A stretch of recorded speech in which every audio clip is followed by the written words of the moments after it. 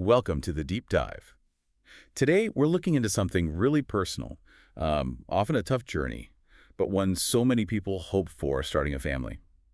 We're going to focus on the story of Nancy and Tom, a couple who went through, well, quite the roller coaster with infertility. Yeah, it's a powerful story. Our source is this memoir they wrote called Our Fertility Miracle, A Journey to Motherhood. Yeah. And what we want to do is really pull out the key moments, the maybe surprising turns, and the big insights from their experience.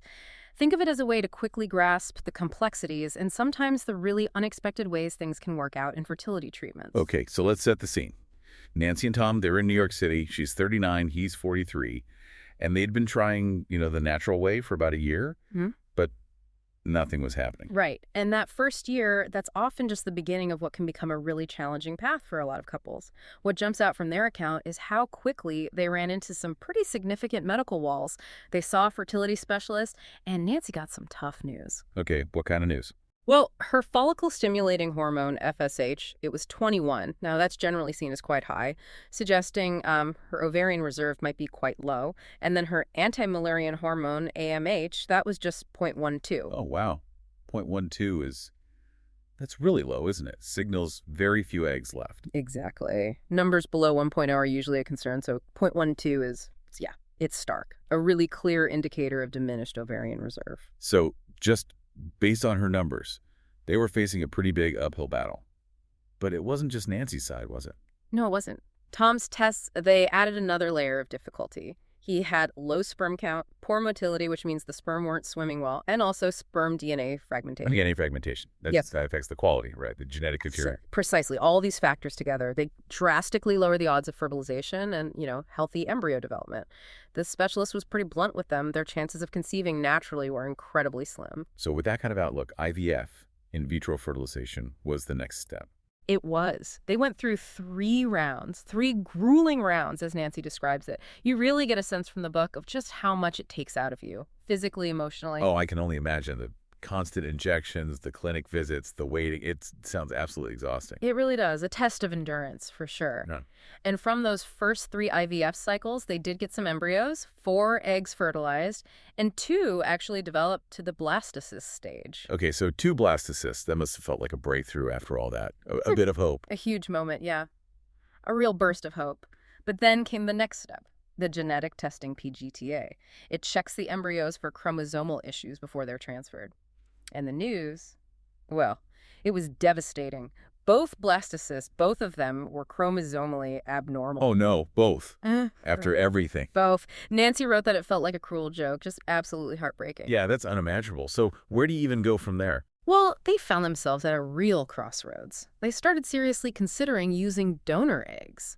And Nancy talks about this strange mix of grief and hope that came with letting go of that idea of a purely biological child, genetically from both of them. It's a massive emotional hurdle. A huge decision. One a lot of couples face when the initial treatments don't work out. Exactly. And sometimes it's right at that point when things feel sort of desperate that something unexpected pops up. For them, it was a friend. A friend recommended an acupuncturist who specialized in fertility, Mike Berkeley, and his place, the Berkeley Center for Reproductive Wellness. An acupuncturist. Interesting. Not the typical next step you might think of after failed IVF. Right.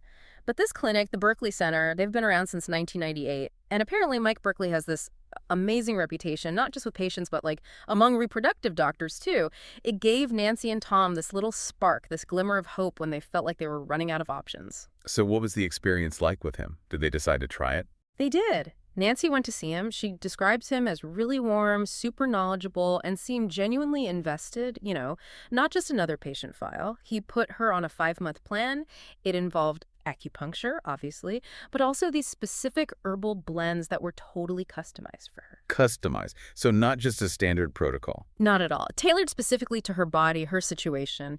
And here's what Nancy found really unique and compelling. Mike Berkeley actually collaborated with her reproductive endocrinologist, her RE. Oh, interesting. So it wasn't like alternative medicine versus Western medicine. Exactly. It was an integration, a blending of traditional Chinese medicine with the Western medical approach they were already pursuing.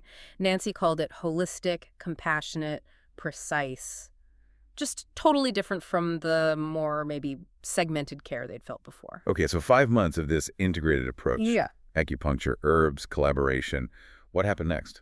Did they try another IVF cycle? They did. They went for a fourth retrieval after she'd completed the treatment with Mike Berkeley. And the results, honestly, they were pretty incredible. They retrieved 6 eggs this time.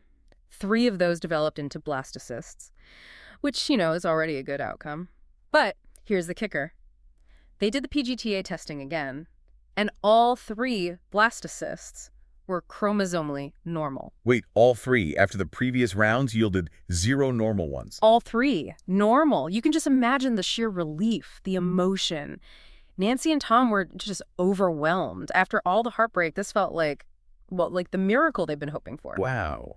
That is genuinely astonishing. What a turnaround. It really is. It just shows how sometimes sticking with it, but also being open to different kinds of help can lead to these kinds of breakthroughs. And the story has a very happy next chapter. They transferred one of those healthy blastocysts. And Nancy is currently 37 weeks pregnant. She talks about feeling the baby kick, this constant, amazing reminder of the journey and, well, the miracle inside her. Oh, that's fantastic news. Absolutely wonderful. It gets even better in a way. They still have the other 2 healthy blastocysts frozen. So the possibility is there to grow their family even more in the future. That's amazing foresight. Exactly. It gives them options, hope for the future, which is huge. So thinking about the key takeaways here, Nancy's gratitude for Mike Berkeley really shines through, doesn't it? Absolutely. She calls him and his team a lifeline. She emphasizes his incredible knowledge, not just of acupuncture, but of the Western reproductive medicine side, too. And his kindness, his understanding, it made a massive difference. It really speaks to the importance of finding the right practitioner, someone who looks at the whole picture, maybe. Definitely. And someone who bridges those different approaches. Nancy actually urges anyone listening who might be struggling with infertility to consider reaching out to him. His clinic is the Berkeley Center for Reproductive Wellness in New York City. But apparently, he also does phone consultations nationwide, where he can guide local acupuncturists. Good to know. So help might be accessible even if you're not in New York. What's the number? Do we have it? Yep, it's 212-685-0985. Again, that's 212-685-0985. Nancy really feels like the center is this kind of hidden gem. Yeah, it really reinforces that idea she mentioned, that sometimes the right help comes from the most unexpected places. What an incredible story. Nancy and Tom's journey is just such a powerful reminder that, even when the odds seem stacked against you, strength, hope, trying different paths, it can lead to amazing outcomes. It absolutely can. And maybe it leaves you, the listener, with something to think about. If you're facing a challenge, maybe a health challenge, where the conventional routes aren't quite working, what might it look like to consider integrative approaches or just unexpected ones? How could expanding your view on healing, on possibility, maybe open doors you didn't even know were there?